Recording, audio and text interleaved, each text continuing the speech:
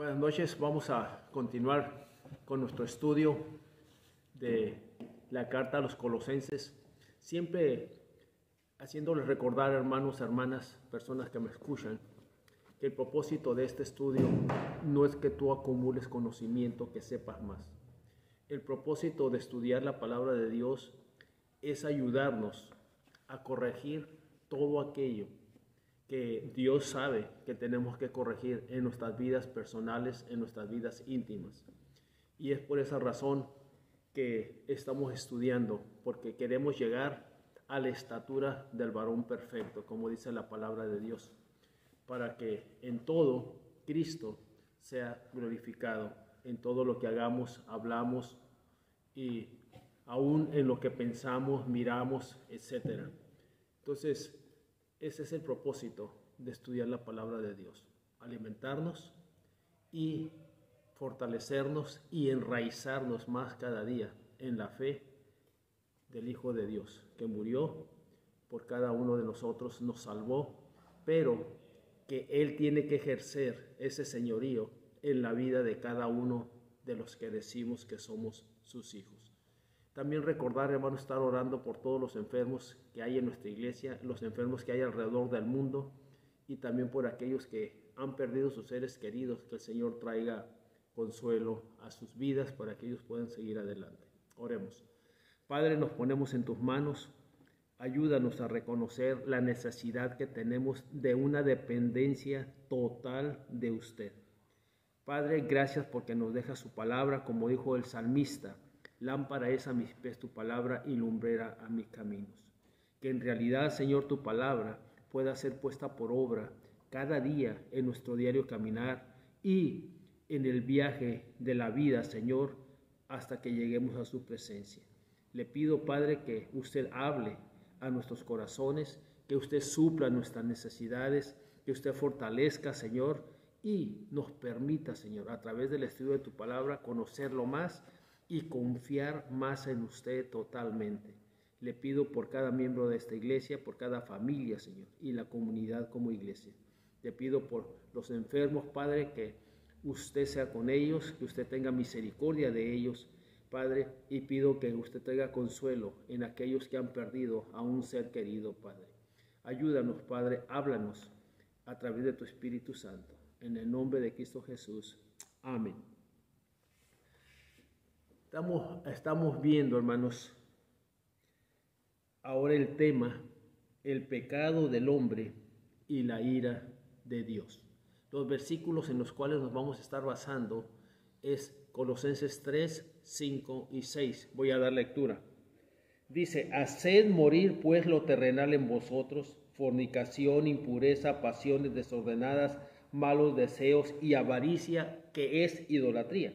Cosas por las cuales la ira de Dios viene sobre los hijos de desobediencia.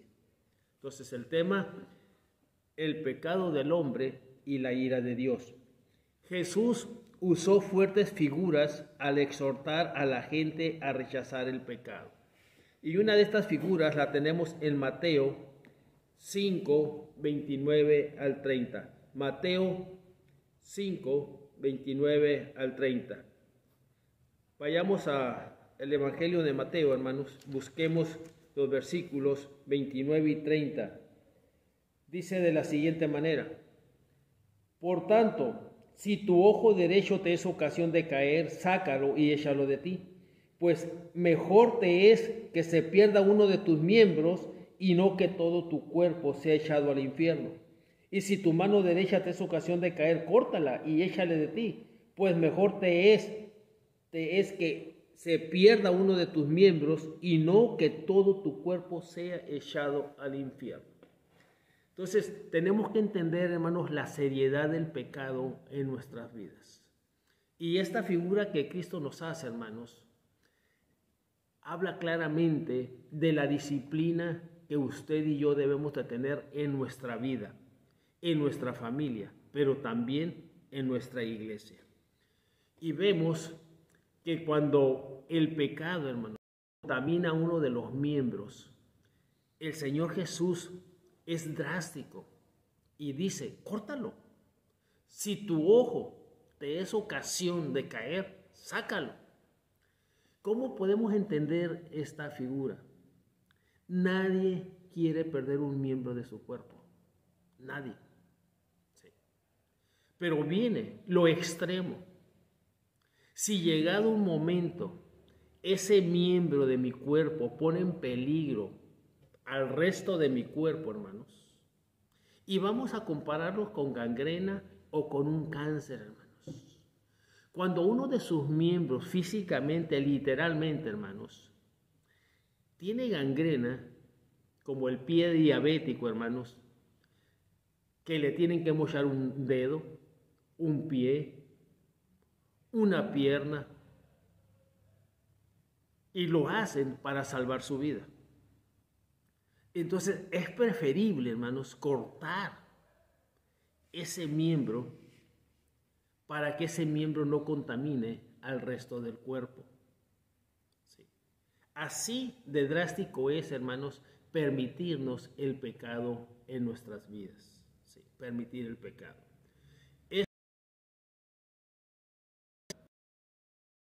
¿Qué parte de nuestro cuerpo es lo que nos hace pecar? Lo que nos permite pecar.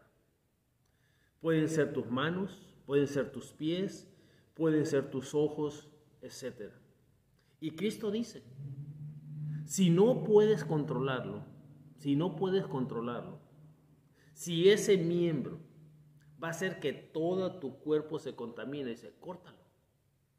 Y volvemos al ejemplo, hermanos, de la gangrena y del cáncer.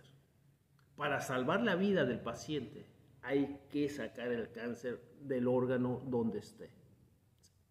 Si no se saca, ese cáncer va a seguir avanzando y va a seguir contaminando nuestras vidas. Entonces, en la manera espiritual, hermanos, nosotros tenemos que sacar ese pecado, hermanos, que hay en nuestras vidas. Tenemos que sacarlo. ¿Para qué, hermano? Porque si no lo sacamos, ese pecado, hermanos, o esa debilidad, lo podemos llamar, es que es una debilidad que yo tengo, sí, pero dice Pablo en Efesios, hermanos, por lo demás, hermanos míos, fortaleceos en el Señor y en el poder de su fuerza. ¿Sí? Si tenemos debilidades, hermanos, que nos llevan a pecar, entonces nuestra tarea es fortalecer esas áreas débiles en el Señor. ¿Y cómo lo hacemos? A través de la obediencia en su palabra. Si hay pecado en nuestras vidas, hermanos, tenemos que desecharlo, definitivamente. Dice el versículo, hermanos, allá en Colosenses, versículo 5 de hermanos, capítulo 3 en Colosenses, dice, haced pues morir lo terrenal en vosotros, o sea, las cosas de la tierra, las cosas que nos llevan a pecar, dice, hacerlo morir. ¿Y cómo lo vamos a hacer morir, hermanos? A través de la obediencia a la palabra de Dios. Porque más adelante Pablo nos va a indicar, hermanos, de qué debemos vestirnos.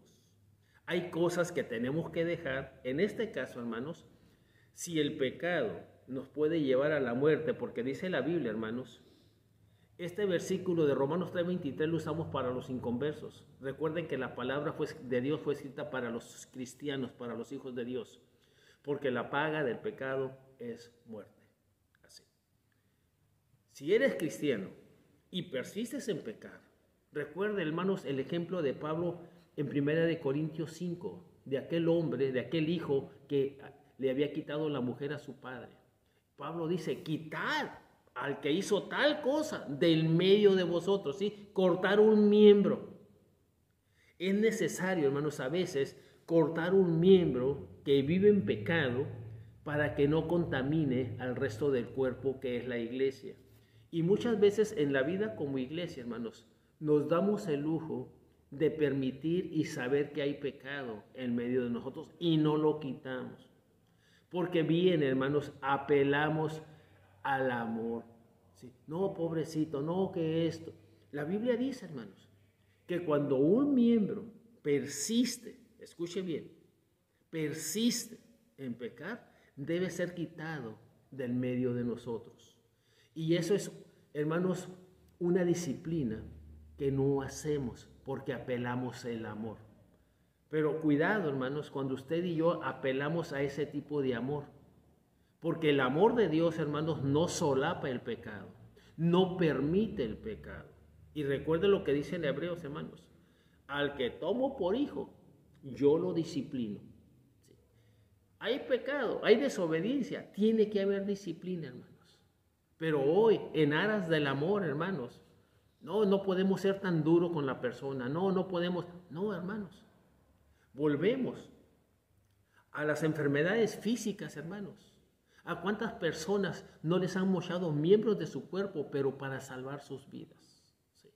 Entonces, aquí Pablo nos quiere dejar enfáticamente, Cristo a través de este ejemplo, hermanos, nos dice la necesidad que tenemos de quitar el pecado de nuestras vidas. Pablo, siguiendo el ejemplo de Jesús, manda hacer morir el pecado. Dice, literalmente dice, hermanos, mata al pecado. Dice, resulta clara la fuerza de su admonición. Porque si nosotros, hermanos, no matamos el pecado, o sea, no quitamos el pecado nos va a matar a nosotros. Eso tiene que quedar bien claro, hermano. Por eso dice, en los cuales la ira de Dios viene sobre los hijos de desobediencia. Usted y yo somos hijos de Dios, hermanos.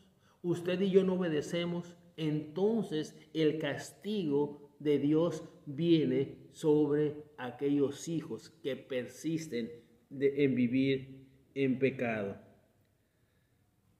Pablo no quiso decir que los propios recursos del cristiano podían vencer al pecado.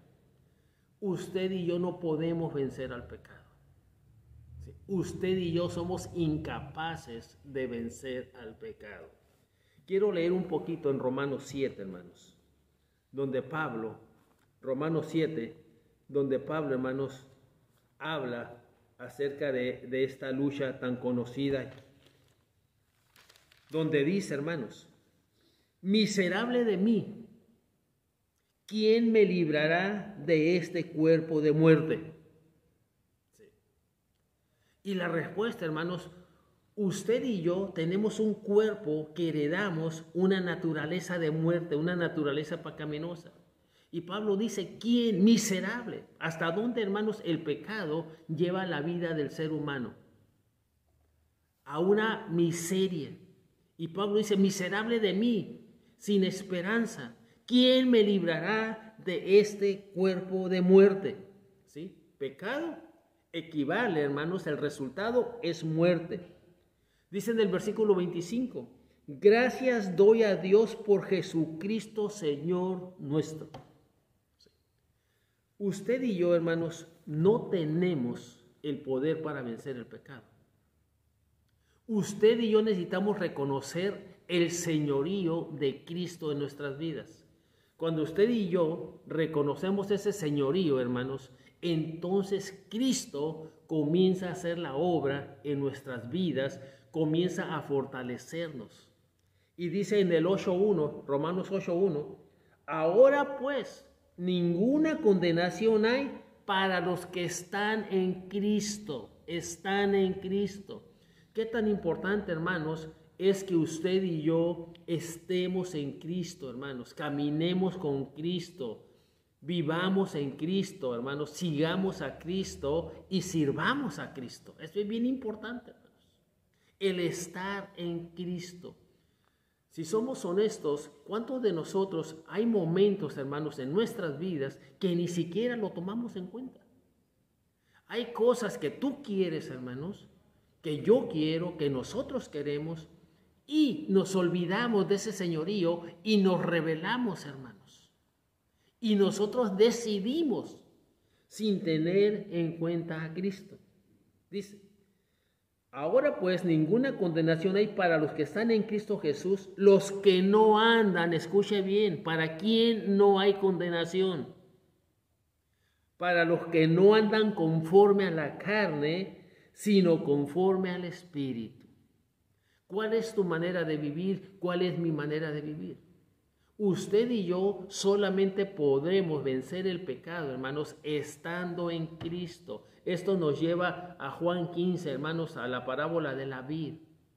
La permanencia.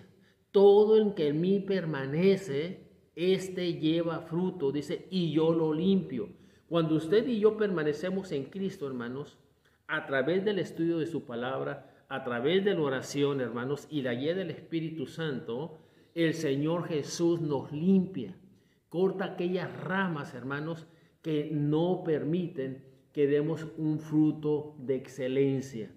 Entonces, damos fruto, pero no, hermanos, la calidad de fruto que Dios quiere. Entonces, cuando usted y yo permanecemos en Cristo, Él, hermanos, Él limpia nuestras vidas, quita todo aquello, hermanos, que nos estorba. Y a través de la suficiencia de Cristo, hermanos, es cuando usted y yo podemos vencer al pecado.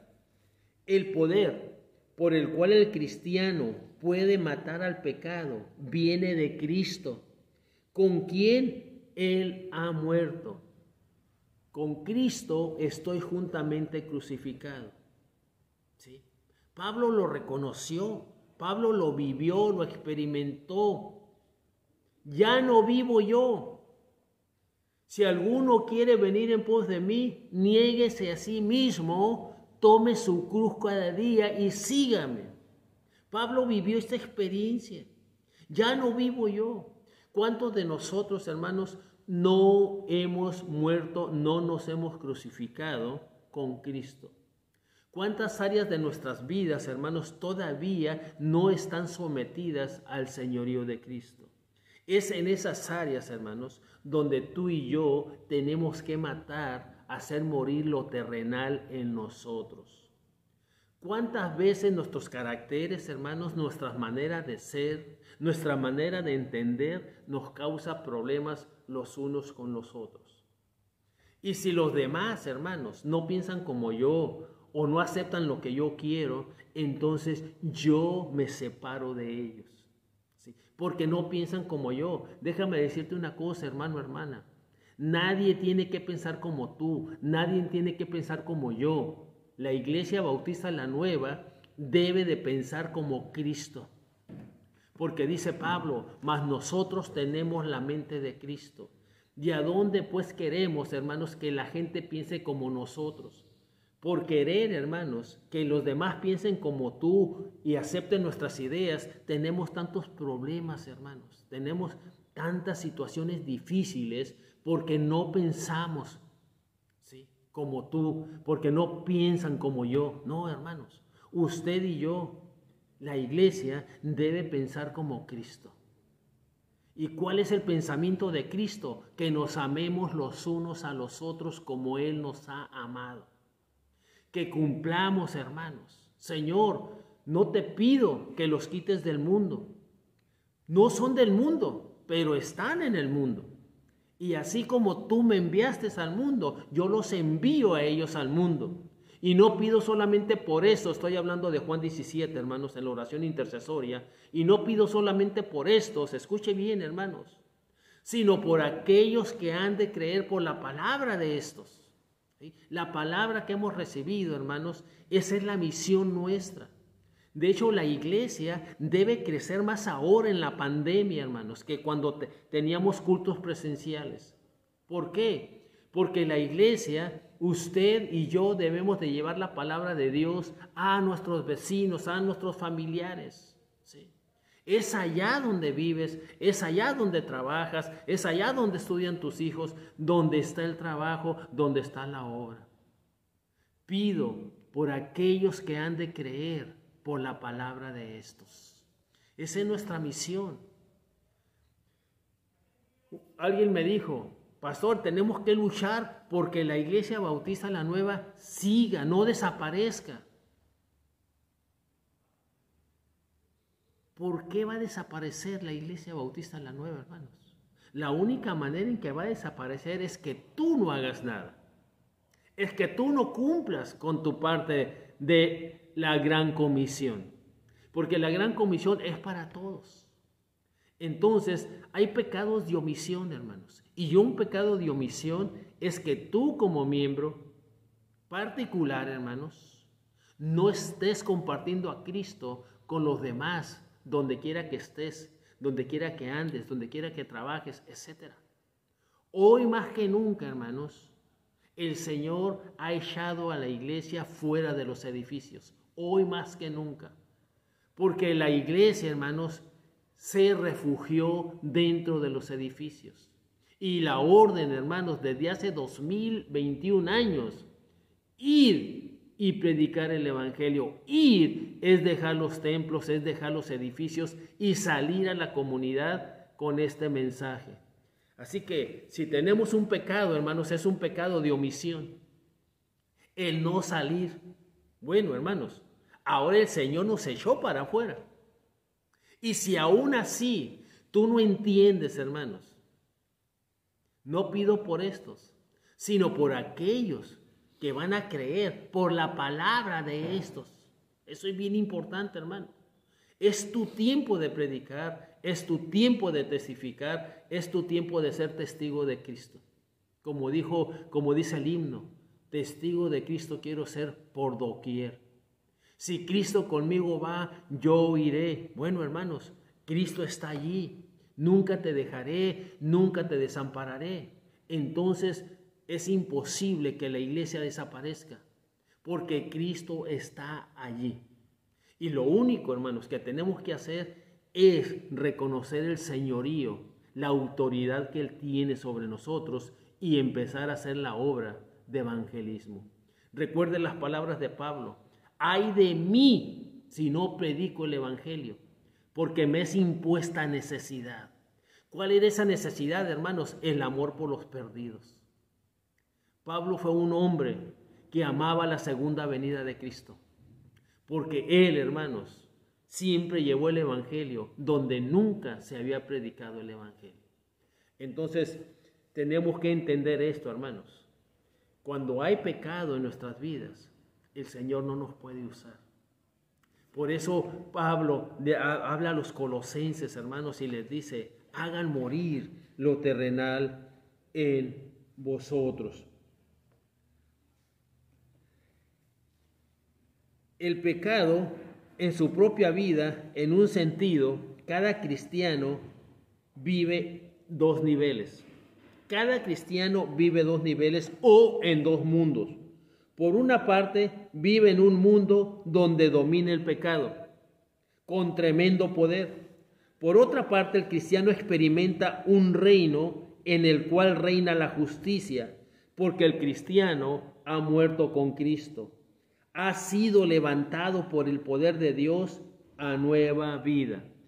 Segunda de Corintios 5:17. De modo que si alguno está en Cristo, nueva criatura es. Las cosas viejas pasaron, he aquí todas son hechas nuevas. Una nueva, hermanos, una nueva dimensión de vida. Lo que usted y yo éramos antes de conocer a Cristo ya pasó. Ahora nosotros tenemos que reconocer esa nueva dimensión, vivir en esa nueva dimensión, y en esa nueva dimensión, hermanos, solo podemos vivir haciendo una cosa. Efesios 2:10, para andar en buenas obras, las cuales Dios preparó de antemano para que anduviésemos en Cristo. La tarea del cristiano es comprender su destino y convertirse en lo que realmente es, una nueva criatura en Cristo. El enemigo del cristiano es el poder del pecado atrincherado en su vida a través del hábito e invadiendo su existencia a través de la tentación. Las tentaciones van a estar al orden del día. Satanás cada día, cada momento va a poner tentaciones delante de nosotros. El cristiano encuentra, escuche, y vence este enemigo en el poder de Cristo. Filipenses 4:13. Todo lo puedo en Cristo que me dé el poder para hacer todo aquello que yo no puedo hacer en mis fuerzas. Juan 15:5. El que en mí permanece, este lleva fruto. Pero separados de mí, nada podéis hacer. Dice, poder que le es dado en su morir con Cristo. Recordemos a Pablo, con Cristo estoy juntamente crucificado.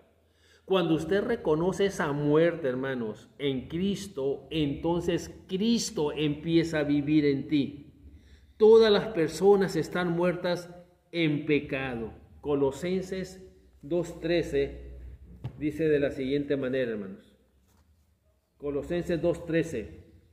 Y vosotros, estando muertos en pecados y en la incircuncisión de vuestra carne, os dio vida juntamente con él, perdonando los pecados. O muertos al pecado. En el versículo 20 dice, pues si habéis muerto con Cristo en cuanto a los rudimentos del mundo, ¿sí? Habéis muerto con Cristo. 3:3. Porque si habéis muerto y vuestra vida está escondida con Cristo en Dios, Pablo da ese hecho, hermanos. Usted y yo tenemos que reconocer que hemos muerto al pecado. Como Pablo los clasificó muertos al pecado, fue la expresión usada por Pablo para llamar a los colosenses a vencer el pecado en sus vidas. Con la expresión lo terrenal en vosotros, hacer morir lo terrenal en vosotros, Pablo quiso referirse al pecado.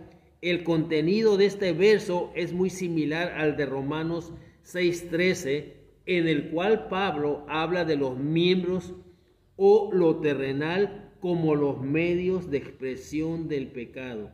Una buena paráfrasis de la primera parte del verso 5 sería: consideraos vosotros mismos muertos al pecado en todos los aspectos de vuestra vida.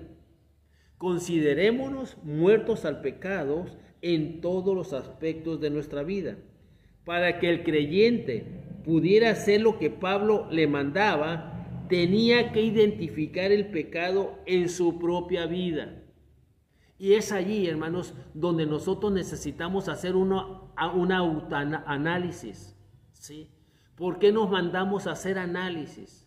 Porque nos sentimos mal y no sabemos de a dónde viene ese malestar. Entonces, como no sabemos, se nos mandan a hacer exámenes generales de todo, hermanos, y allí, hermanos, el resultado de esos análisis van a arrojar en dónde está el problema, en qué parte de nuestros miembros no está funcionando bien. Por eso nosotros tenemos que saber, hermanos, identificar el pecado en nosotros. Esto es bien importante, hermanos. Pablo sabía esto, por lo cual hace una lista de 5 pecados que todos los cristianos tienen que resistir. Cierta expresión dice, escuche, no es lo que usted hace, sino por qué lo hace. No es lo que yo hago, sino lo que me lleva a hacerlo. Ese es realmente el problema. Y parece tener algo de verdad en ella. El motivo es importante. Los 2 primeros pecados en su lista debían morir, se relacionan con los actos externos de nuestra conducta: fornicación e impureza. La palabra fornicación es una clara traslación de una palabra griega que alude específicamente al trato sexual fuera de la relación matrimonial. El segundo término, impureza, era usado frecuentemente en conexión con la misma lista que estamos considerando aquí. Veamos en Efesios 5:3 y Gálatas 5:19. Gálatas 5:19 y Efesios 5:3. Efesios 5:3 dice de la siguiente manera, hermanos: pero fornicación y toda inmundicia o avaricia ni aun se nombre entre vosotros como conviene a santos. Y aquí la palabra que queremos es inmundicia. Gálatas 5:19. Y manifiestas son las obras de la carne, que son adulterio, fornicación. La palabra inmundicia es la palabra que estamos tratando. Inmundicia. Y básicamente quería decir impuro. Nuevamente, la referencia específica aludía a la vida sexual de una persona. Una buena traducción sería trato sexual ilícito e inmoralidad.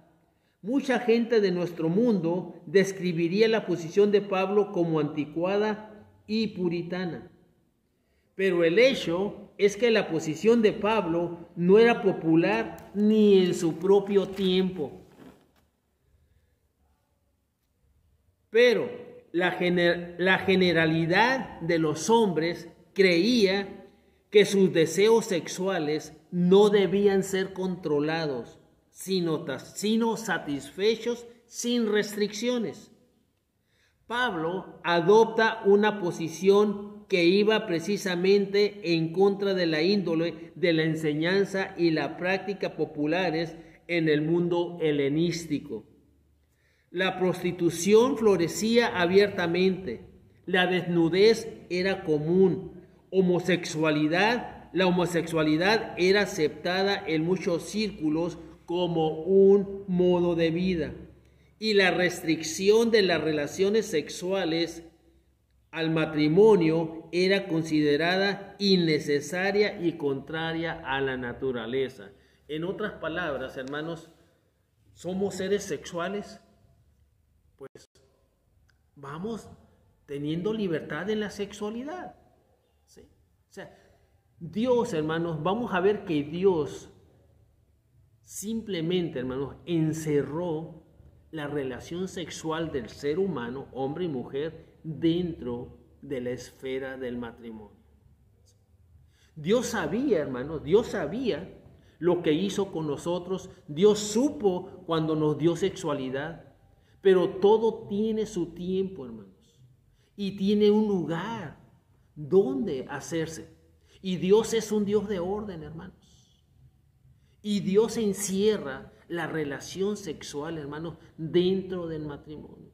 Por eso Pablo en 1 Corintios 7 dice, hermanos, vale más casarse que estarse quemando. ¿Sí? Si no tienes un control sobre tu persona, tienes la edad, ¿sí?, correcta, tienes la posición para mantener una familia, para sacar adelante a una mujer, para mantenerla, sacarla adelante, hermanos, dice Pablo, cásate, pero no forniques, ¿sí? No cometas fornicación. ¿Por qué? Porque Dios hizo la sexualidad, hermanos, pero todo tiene su tiempo y su lugar. Y Dios la designó, hermanos, la relación sexual únicamente dentro del matrimonio. ¿Sí? Cualquier relación sexual fuera del matrimonio, hermanos, es pecado, nos guste o no nos guste. ¿Sí? Que estamos viviendo tiempos difíciles, sí, hermanos, porque a veces son nuestros hijos, a veces son tus hijos, a veces son los hijos de los demás, hermanos, que empiezan a vivir una vida sexual, hermanos, fuera del matrimonio. Y es por lo que tenemos que luchar, hermanos. Es por lo que tenemos que dar un buen ejemplo en casa. ¿Sí? Entonces, los tiempos de Pablo, hermanos, hoy no, hermanos, los tiempos de Pablo eran muy semejantes a lo que estamos viviendo hoy en día. Dice, con respecto a las actitudes hacia la conducta sexual, tremendas similitudes existen en nuestro siglo XXI comparados al siglo I. La llamada nueva moralidad, según la cual cualquier cosa está bien, siempre que las personas sientan afecto las unas por las otras, constituye una forma de vida aceptada por mucha gente. Hoy en día, hermanos, ya se acepta el tercer sexo. Sí. Ya se acepta el tercer sexo. En otras palabras, hermanos, matrimonios gay. Sí. Hombre con hombre, mujer con mujer. La sociedad ya lo aceptó. La ley ya lo aceptó. Sí, pero Dios jamás lo va a aceptar. Jamás. ¿Quiere decir que Dios no ama a los homosexuales? ¿Que Dios no ama a las lesbianas? No. Porque de tal manera amó Dios al mundo que ha dado a su Hijo unigénito para que todo aquel que en Él crea no se pierda, mas tenga vida eterna. Cristo murió en la cruz del Calvario por toda la raza humana que habita la faz de la tierra. Sea el pecado que practique, hermanos, sea el pecado en el que vive. Cuando estas personas entienden el amor de Dios y se entregan a Cristo, Dios las transforma. No importa tu pecado. Para Dios no hay imposible.